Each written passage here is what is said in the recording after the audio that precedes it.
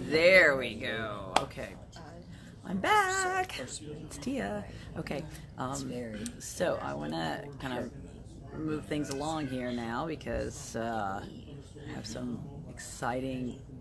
Why do I always say exciting? I always say exciting. I'm always excited. I'm just always excited. No, this is exciting. You're going to like this story. I'm going to turn. I'm way too happy for as quiet as this place is supposed to be. I feel like I'm in a library. It is like a library. It's a bookstore. So it is like a library, yes. Okay.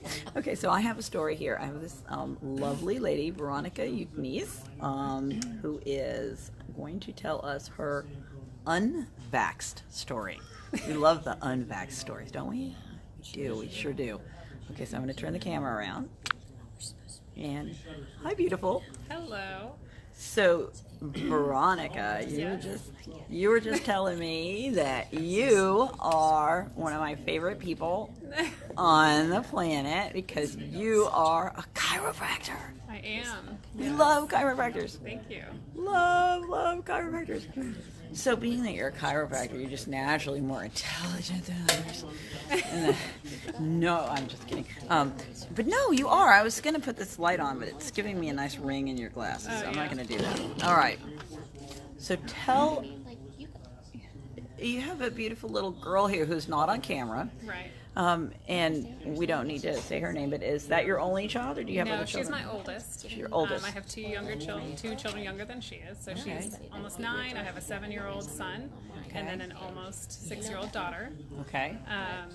They're all very healthy.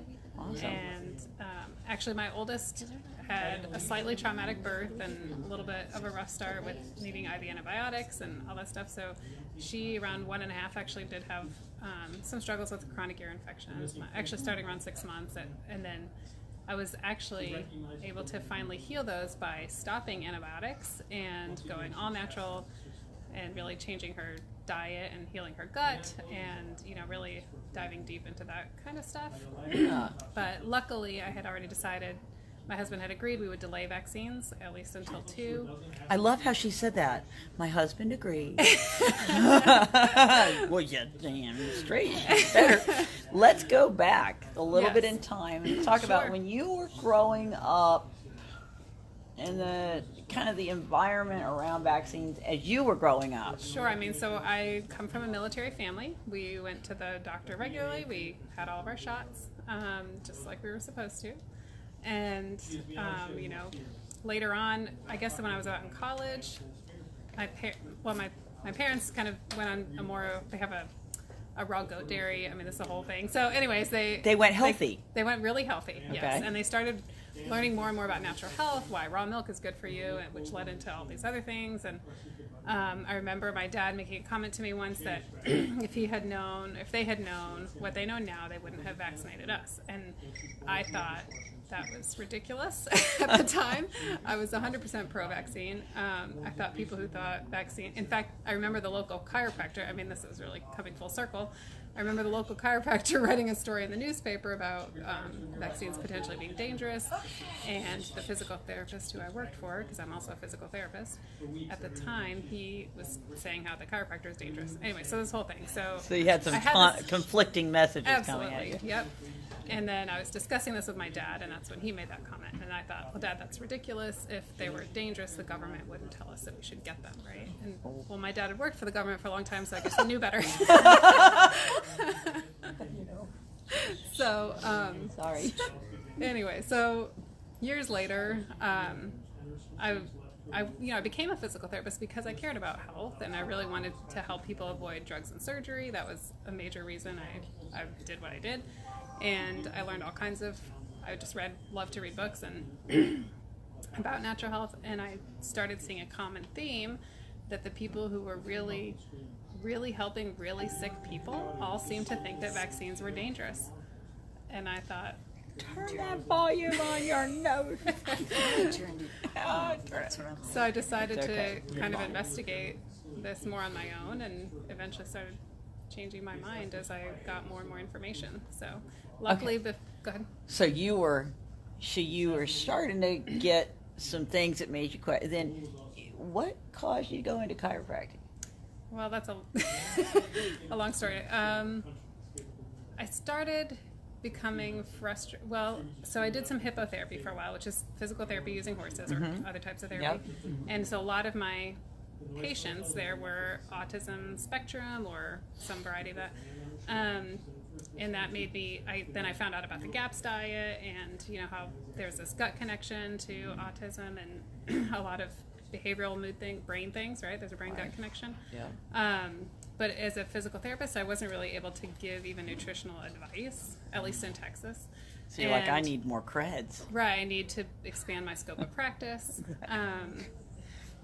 And then I ended up learning this technique that's totally unrelated to all of that from another chiropractor. But basically, I realized I should go to chiropractic school because these people knew something I didn't, and a lot of them are doing awesome stuff, and I want to be part of that profession that believes that the body can heal, has the power to heal if we give it the right environment. So. Right.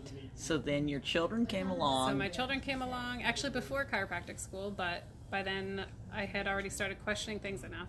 What made you, when your first child was born, what made you go, you know what, hold on a second, I don't think I want to go down this road necessarily. What caused you? Was it Jenny McCarthy? No. I actually don't take health advice from celebrities. I don't mean that in a derogatory way. Dr. Andrew Wakefield? No, I knew who he was, by then, but after researching, but no, that's not what it was. Actually, my first awakening was, or really starting to question more, I read the book, The Maker's Diet by Jordan Rubin. Okay. And he talked about his health journey, and I remember that there's a blurb in there where he says, luckily, I was unvaccinated because my dad was a chiropractor. And I thought, another one of those people. Okay? Right. But then I thought, wait a minute. But how come there seems to be this connection that the people who are healthy, caring about what they put into their bodies and, they're healthier, they're able to recover from things, So that's really what made me question it. Then to get more, I looked at nvisc.org, National Vaccine Information Center, all of their stuff. I just did all kinds of reading.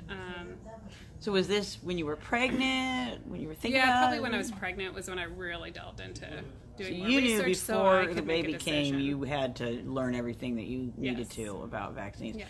Was it, and the reason why I asked you if Jenny and Andrew Wakefield were Dr. Wakefield were the reason is because, of course they think that we're so brainless, or not that it would be brainless to follow Jenny and Dr. Wakefield, but that we literally can't think for ourselves, and because somebody said something on social media and their names were attached to it, that we just went, oh yeah, we're not going to vaccinate. No. Not the case. Not the case. But I do remember reading Jenny McCarthy's story and her son's recovery, which is pretty amazing.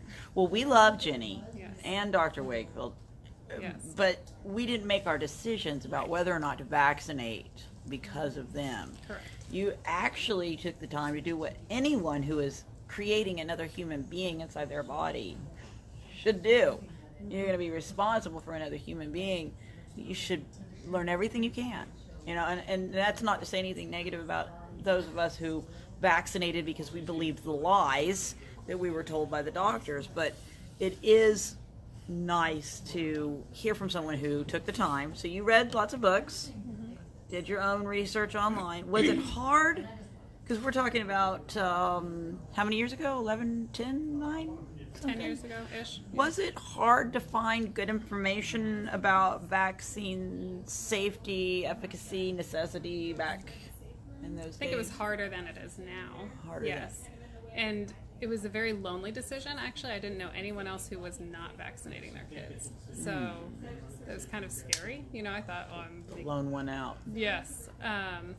And my husband was in the military, so they're very, he's had every vaccine. How did you manage to not vaccinate your kids if you were a military wife? I just tell them I'm not going to. Really? Or don't show up. Oh, well, there you go. Yeah. Yeah. I had some ugly experiences for sure. I can believe that. So, but you were already a vet and not vaccinating by the time your other two children came along. Yes, and then we were seeing not necessarily military doctors, but but even then, in fact, it was with my third that I was pushed the most to get a flu shot, and which When still you were while I pregnant? was pregnant, yes, which I thought wasn't even allowed. You know, previously they didn't do flu shots for pregnant women. They haven't been tested for anything in pregnant women. But it actually just blew him away. He didn't know what to say when I said no. And he said, I remember I was at the checkout desk. My friend was with me. Our husbands were both deployed. We were both pregnant. He was the OB for both of us, and she was helping with my 2 other young children.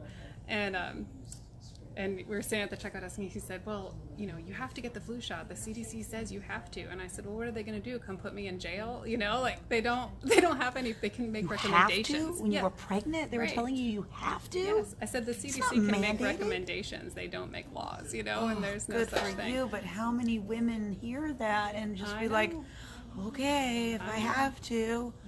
My friend who's standing there, you know, she knew my views, but didn't necessarily agree. And she said, well, I'll go on base and get my flu shot. And I looked at him and I said, I'll go on base and not get my flu shot. If that makes you feel better. Oh my God. So, yeah. That's terrible. Yeah. So do you have any advice out there for parents who may be considering whether or not to vaccinate? Definitely do your research.